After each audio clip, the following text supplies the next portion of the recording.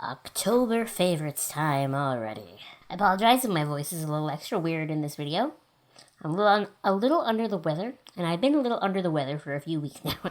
So it's a good thing that a lot of my October videos were like pre-shot, pre-recorded, pre-planned, because I've definitely needed this time to get my voice back and to stop boogering all over myself like I often do. October is my favorite month of the year because of many different things, because of spoopy Halloween stuff, because of fall stuff, all that great stuff. So October has definitely been a lot of fun. Some of my favorite movies to watch in October are Beetlejuice, The Corpse Bride, Edward Scissorhands, of course The Nightmare Before Christmas. Practical Magic is one of my favorite movies of all time, so of course I've seen that one a couple of times at this point. The first 3 Halloween Town movies and both Twitch's movies. All of these movies have been seen at least once this year, which is better than I did last year, because if you recall, last year I watched Beetlejuice every day, the whole month. I can't say it one more time now, can I? Because then he's going to come here and... Ugh. So I watched that movie every day of the whole month. So this year I did better, and I watched more movies. Yeah. And lots of salty caramel mochas, because that is my favorite Starbucks beverage. I have at least one a week, sometimes significantly more than that. But they're just so good, and I love them. The big event for me this month was, of course, the Body Confidence Canada Awards, but I won't talk about that too much because you can just go and watch the Get Ready and Go video I did on my channel, which of course is a little more than half tutorial on how I did my look for that day, and then the other half is my vlog of the event. My hair is very frustrating because in real life, when I look in the mirror, it has so much body and so much bigness and so great, and then I turn on a camera and it looks like it looks completely flat to my head, and I don't understand.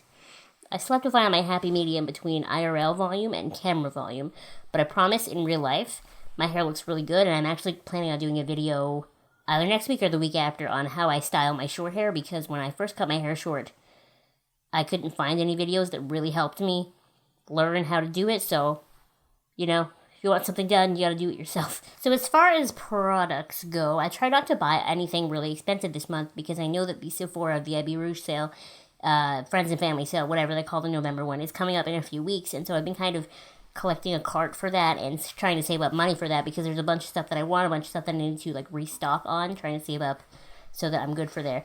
But I am, of course, a makeup addict, so I did buy a couple of things this month that I am obsessed with. So what do you do when you want to buy makeup but you don't want to spend a lot of money? You go to Essence. And let me just tell you that the Superstore and Shoppers Drug Mart have upped their Essence game. Those displays are way cooler now than they have ever been before, especially at the Superstore. So I'm going to show you some stuff. So the first thing from Essence that I wanted to mention is the Essence Prettyifying Lip Oil. Now this comes in 3 different flavors. This one's called, what's it even called? I Care For You Honey. So it's the yellow one. And then there were 2 other ones that were red and pinkish, but I didn't even look at those because usually red or pinkish denotes cherry flavor or cherry scented, and I absolutely hate cherries. You know that episode of Hannah Montana where Miley cannot stand raspberries and she smells it and she just will puke everywhere? That's what I'm like with cherry. So I was like, yellow is safe. Yellow is safe. Nothing in yellow is gonna hurt me. Now this I can't use all the time. I definitely still use lip balm on a more day-to-day basis because this is kind of sticky. It says it's not sticky, but it's sticky. But I like to use my e.l.f. lip exfoliator and really exfoliate my lips at night, and then put this on over top, rub all that sugar scrub stuff off, and then put this on. And in the morning, my lips feel so hydrated and so nice. And I only do that at least maybe 2 times a week, but it's really helped my lips out, especially because I wear so much liquid lipstick that my lips get really dry really fast. And this has really helped. Now, the other 3 things I want to talk about from Essence are actually all highlighters, or at least I use them as highlighters. 2 of them are eyeshadows. One of my favorite YouTube channels to watch is Batayla. And now, Batayla Taylor, she's been a YouTuber for years now, years and years. I think I watched her videos for the first time when I was in high school even. And back then, she was really fake tanning her skin and all that, and now she's kind of embraced her paleness.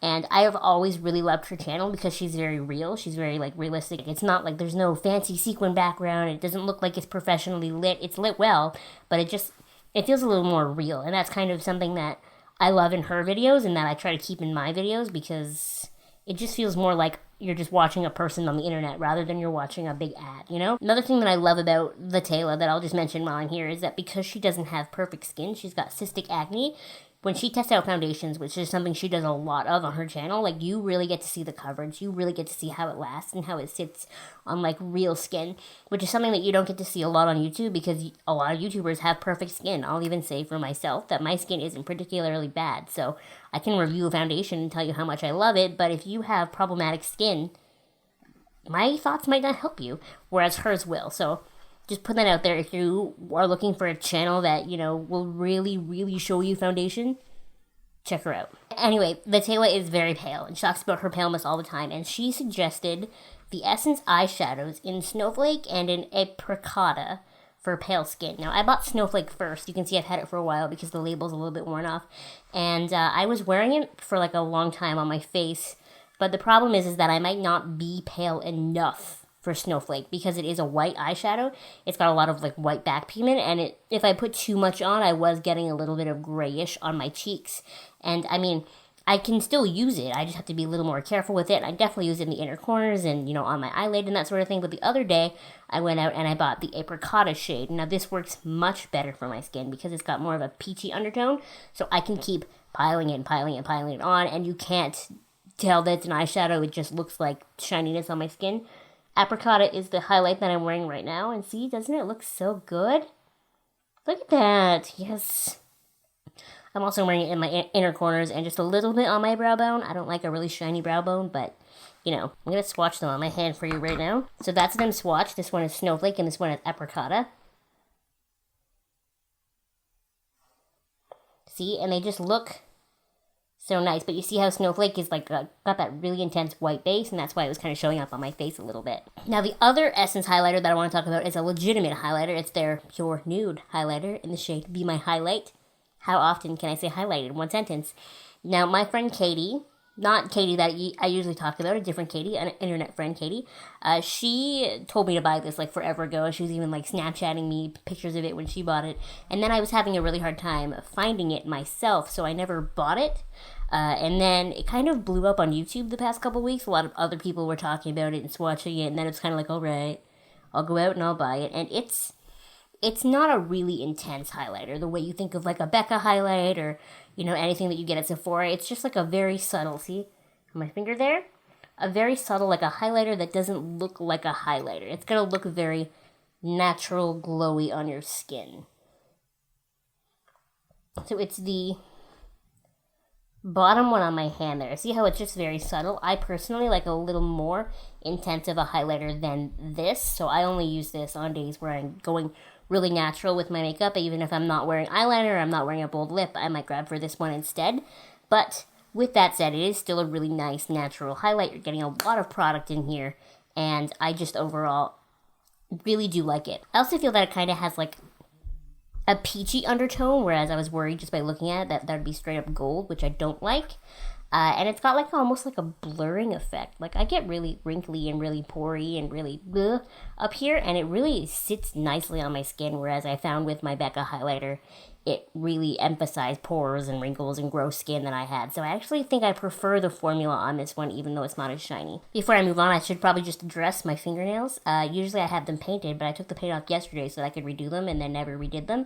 I wore green nail polish for a day in the beginning of September when I cosplayed Poison Ivy, and it stained my fingernails yellow. Look at that. Ooh. So just ignore that. Moving on. So I have always been very interested to try the Maybelline Fit Me foundation because it's definitely very talked about on YouTube and people really seem to like it. So I finally decided I was going to go out and get it for myself after watching a lot of Latayla's foundation videos. I was inspired to try more foundations, and so I actually decided to get the Hydrate and Smooth one because my skin does tend to lean more towards the dry end than the oily end. Hydrate and Smooth seem like a better fit for me than Matte and Poreless. So mine's in the shade 120, and it is the foundation that I'm wearing right now.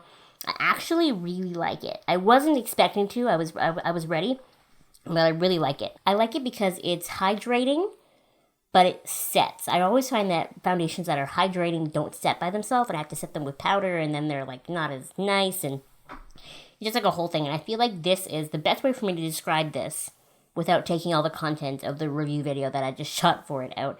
I would say it's like what I like about the L'Oreal Lumi and what I like about the Pro Glow put together. I don't set this because I don't feel like it needs it, but it does oxidize a little bit when I don't set it, which is kind of unfortunate. But it just does a really nice job of hydrating my skin, blurring my pores, lasting all day, not transferring, just being a really, really great, inexpensive drugstore foundation. I think this cost me like $8, so I really, really am a fan. The one problem is that it doesn't come with a pump, but I mean, that's fine. I'm not bitter or anything about the fact that I have to pour it onto my hand every morning and just hope that I don't goof and spill it everywhere. The last makeup product that I have to talk about in today's video is actually a lipstick. Now, recently Maybelline launched their like loaded molds lipsticks. You know what I mean? Like they have the creamy mattes, which I love, and then they have a couple other different lines that I haven't ever really tried because I just wasn't interested. But so this is their bold. So these ones are indicated by the blue lid, and I wasn't really interested in any of them until I saw the shade 760 Gone Greige. Now, this is not the lipstick that I'm wearing right now, but I will insert a picture of it on my face. And I really feel like this is one of those lipsticks that could very easily make you look dead, because it is exactly greige. But I think paired with the right face makeup, the right sort of like peachy, pinky, brightening, make you look alive makeup on the rest of your face, you can rock this kind of greige lip and not look like a zombie. I think it just takes a little more of like an overall planning, because you really have to brighten up the rest of your skin or else you're going to look completely gray all over. But that being said, I really like the color, and the formula for these ones are very similar to the creamy matte formula. It lasts a really long time and dries mostly matte. I would say demi-matte. And I really like it. Not transfer proof. Definitely not transfer proof. I always find it on my cup or whatever, but it's just such an easy creamy formula lipstick that if it's transferred on something and I feel like I need to reapply it, I can just take it out, pop the lid off, put it on, and we're good to go. But even then, I feel like this one wears off really well. Like if I drink and it transfers onto the cup and I look in the mirror right after, like I still have enough lipstick on my mouth that doesn't look weird. I don't know, I'm a really big fan of the Maybelline lipstick formula and the creamy mattes, and in at least this specific loaded bulb. I don't know about the rest of them, but Gone Greige is a good color. So that is all of the products that I wanted to talk about for this month. I really hope that you enjoyed all of my fun October videos, all of my Sunday tutorials, and my Tuesday silly Halloween videos, and my Friday vlogs, and all of that fun stuff. I am going to be back to my regularly scheduled programming now, as you saw on Tuesday. But I will be incorporating more vlogs and stuff into my channel in the future, just because I think they're a lot of fun, both for me to shoot and to edit, and for you to see, because it's a little more in my life and what I'm doing. And I think it's kind of like a fun contrast to my very structured Tuesday reviews and whatever I decide to do on Sundays, you know. We're going to have to start a new video game now, aren't we? What did you love in the month of October? Please let me know in the comments below. I would love to hear that from you. Thank you so much for watching. Make sure you give this video a thumbs up and subscribe to my channel if you have not subscribed already. I will see you next time. Bye!